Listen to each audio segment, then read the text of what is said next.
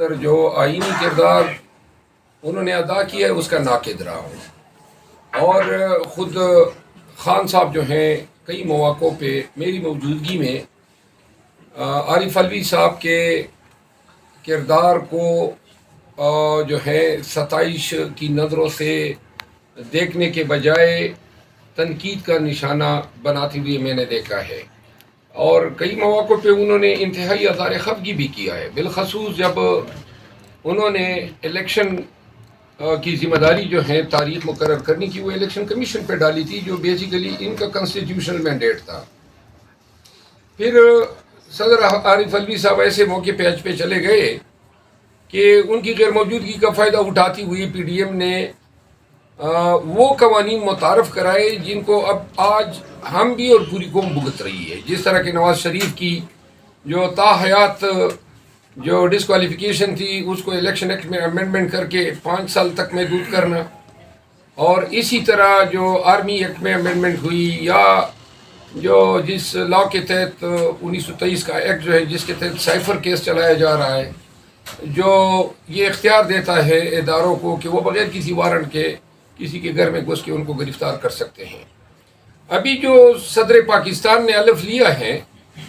صدر پاکستان خود یہ کہہ چکے ہیں کہ الیکشن میں جو مینڈیٹ جس پارٹی کو ملا ہے وہ اس پہ عمل درآمد نہیں ہوا ہے۔ ان کو معلوم ہے کہ یہ جو 80 کے لگ بھگ ایم این ایز ہیں وہ اجنبی ایوان میں اور فارم 47 کی پیداوار ہے، لہٰذا اس مینڈیٹ پہ بننے والی حکومت کوئی آئینی، اخلاقی اور قانونی جواز نہیں رکھتی تھی کہ ان سے حلف اٹھایا جاتا۔ صدر پاکستان آئین کے اسپرٹ کے مطابق جاتے تو وہ کہہ سکتے تھے کہ یہ جو منتخب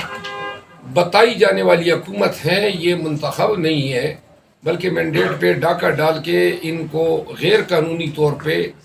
حکومت بنوانے کا موقع دیا گیا ہے، تو لہٰذا میں حلف نہیں اٹھاتا ہوں۔ یہ ایک دلیرانہ فیصلہ ہوتا، آئین اور قانون کے مطابق ہوتا، لیکن مجھے یہ نظر آ رہا ہے کہ چونکہ ابھی بے شک صدر صاحب مراعات سے لطف اندوز ہوتے رہے تھے، وہ چونکہ صدر پاکستان ہیں تو یہ ویسے بھی ان کا ایک حق ہے اور اس پہ شاید ہم انگلی نہ اٹھاتے۔ میں اس کو دوسرے زاویے سے دیکھ رہا ہوں، میری ذاتی رائے یہ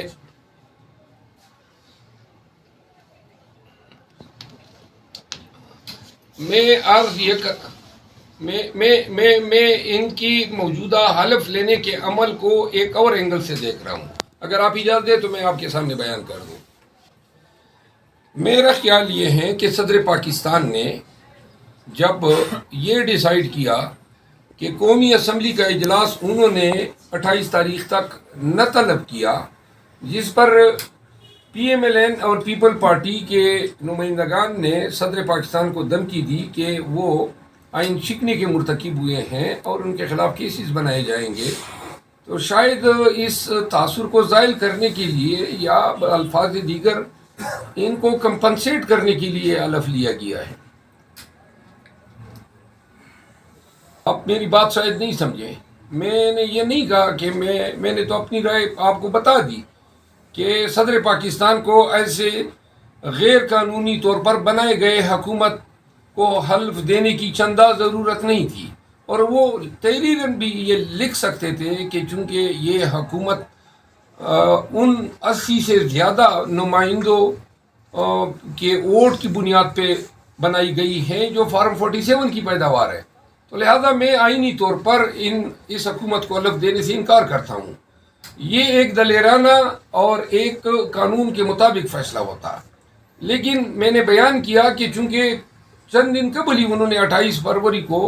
اجلاس بلانے سے انکار کیا تھا، جس پہ پی ایم ایل این اور پیپل پارٹی نے ان کو دھمکی دی تھی کہ ہم آئین شکنی کا کیسز آپ پہ کریں گے، تو شاید اس کو کمپنسیٹ کرنے کے لیے اور اس سے خائف ہو کے انہوں نے یہ حلف ان کو دیا ہے۔ میرا خیال ہے بریلوی صاحب کے عملی طور پہ ہم ان کو خدا حافظ کافی عرصہ پہلے کہہ چکے ہیں، اور اب جو ہے فارمیلٹی ہے وہ اپنا دور صدارت اختتام کر کے اپنے گھر کی راہ لیں گے، میرا خیال نہیں ہے کہ وہ خان کے دل میں کبھی بھی دوبارہ اپنی وہ جگہ بنا سکیں گے جو کبھی ان کی ہوا کرتی.